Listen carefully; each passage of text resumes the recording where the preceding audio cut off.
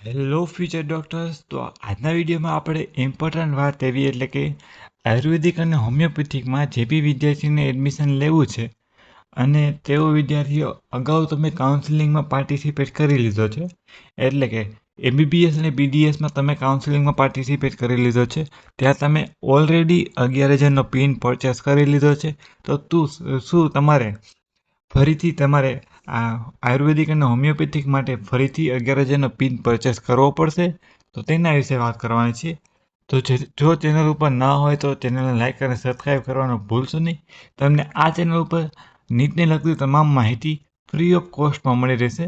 તો ચેનલને સબસ્ક્રાઈબ કરવાનું ભૂલશો નહીં. તો આવા જ વિડીયો જોવા માટે અમારી ચેનલ સાથે જોડાયેલા રહેજો. તો ચાલો વિડીયો શરૂ કરીએ. તો સૌથી પહેલાં વાત કરીએ, તમારે એમબીબીએસ અને બીડીએસ માટે કાઉન્સેલિંગ પ્રોસેસ અલગ આ વર્ષેથી થઈ છે, અને આયુર્વેદિક અને હોમિયોપેથિક માટે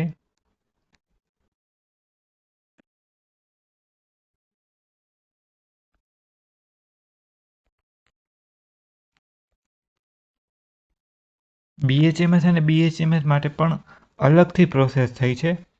જો તમે આના માટે 11,000નો પિન પરચેસ કરેલો છે આ વર્ષે, તો તમારે જો એમબીબીએસમાં એડમિશન નથી મળી શકતું અને તમારે બીડીએસમાં ચાન્સીસ તમારે ગવર્મેન્ટમાં જ લેવું હોય અને તમને લાગે છે કે બીડીએસમાં બી નહીં મળે, તો તમારે આયુર્વેદિક અથવા હોમિયોપેથિકમાં એડમિશન લેવું હોય ને, તો તમારે આના માટે સ્પેસિફિકલી અલગથી 11,000નો પિન પરચેસ કરવો પડશે.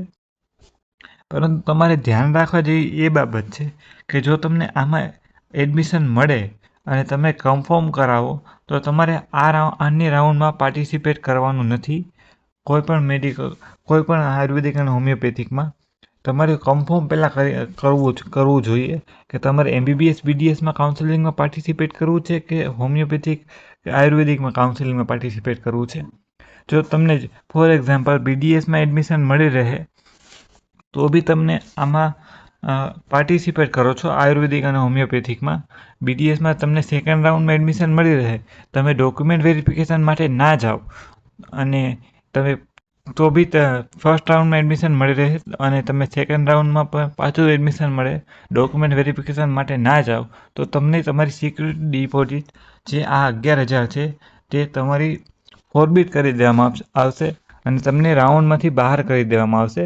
એટલે કે તમારી સિક્યુરિટી ડિપોઝિટ જપ્ત કરી લેવામાં આવશે. એટલે તમને રાઉન્ડના નિયમો ખબર હોય તો તમે બંનેમાં પાર્ટિસિપેટ કરી શકો છો, કોઈ પ્રોબ્લેમ નથી. તમને રાઉન્ડને લગતી તમામ માહિતી ખબર હોય, કયો રાઉન્ડ સેફ ઝોન છે, જો એડમિશન મળે તો ડોક્યુમેન્ટ વેરિફિકેશન કઈ રીતે કરાવવું, ડોક્યુમેન્ટ વેરિફિકેશનમાં કોઈ પ્રોબ્લેમ આવે અથવા તમારે કઈ કોલેજમાં એડમિશન મળે તો તમારે શું કરવું, તે બધી જ પ્રકારની માહિતી હોય ને, તો જ તમારે બંને કાઉન્સેલિંગમાં પાર્ટિસિપેટ કરવું. જો મારા મત મુજબ તમને જણાવું તો જે વિદ્યાર્થીને આયુર્વેદિકમાં એડમિશન લેવું છે, તો તેઓ ફક્ત અને ફક્ત 11,000 વાળો આયુર્વેદિક અને હોમિયોપેથિક વાળો પિન પરચેસ કરે, એમબીબીએસ અને બીડીએસ વાળો પિન પરચેસ ના કરે. હવે તમને વાત કરું એવા વિદ્યાર્થીઓ કે જેમને આયુર્વેદિક અને હોમિયોપેથિકમાં એડમિશન લેવું છે, પરંતુ બીડીએસ અને એમબીબીએસમાં એડમિશન માટે પિન પરચેસ કરી લીધું છે, એવા ઘણા ખરા વિદ્યાર્થીઓ છે. મને ઘણા ખરા વિદ્યાર્થીઓની કોમેન્ટ આવતી હતી કે સર અમે આયુર્વેદિકમાં એડમિશન લેવું છે અને અમે બીડીએસ અને એમબીબીએસનો પિન પરચેસ કરી લીધો છે. તો કોઈ પ્રોબ્લેમ નહીં, તમે રાઉન્ડ 1ના પાર્ટિસિપેટ કરી શકો છો. રાઉન્ડ 1 તમારે તેના માટે રાઉન્ડ 1 ફ્રી એક્ઝિટ છે. તો તમે તેમાં પાર્ટિસિપેટ કરીને તમે ફ્રી એક્ઝિટ કરી શકો છો. તમારે સેકન્ડ રાઉન્ડમાં પાર્ટિસિપેટ નહીં કરવાનું, સેકન્ડ રાઉન્ડ કે થર્ડ રાઉન્ડ.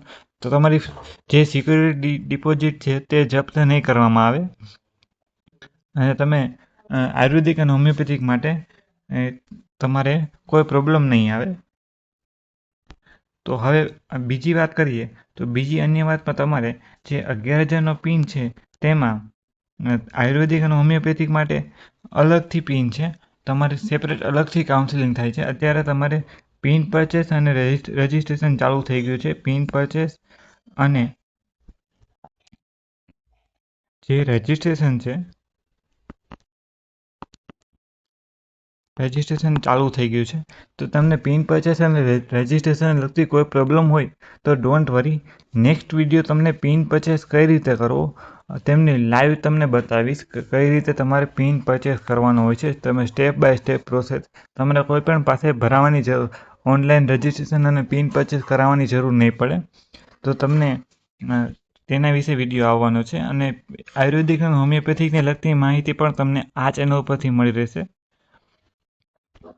તો તમને અંદાજો આવી ગયો હશે કે તમારે અત્યારે MBBS અને BDSમાં જો વિદ્યાર્થીઓ એડમિશન વખતે પિન પરચેસ કરી લીધો છે તો તમારે ફરીથી પિન પરચેસ આયુર્વેદિક અને હોમિયોપેથિક માટે કરવો પડશે.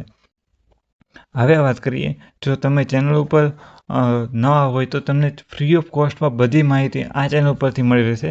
જે માહિતી તમને પેઇડ કાઉન્સેલિંગ બેચમાં મળે છે તે માહિતી તમને અહીં એકદમ ફ્રી ઓફ કોસ્ટમાં મળે છે. તો તમે આવા જ પ્રકારના વિડીયો આ ચેનલ ઉપરથી મળી રહેશે. તમને MBBS, BDS, આયુર્વેદિક અને હોમિયોપેથિકને લગતી તમામ માહિતી.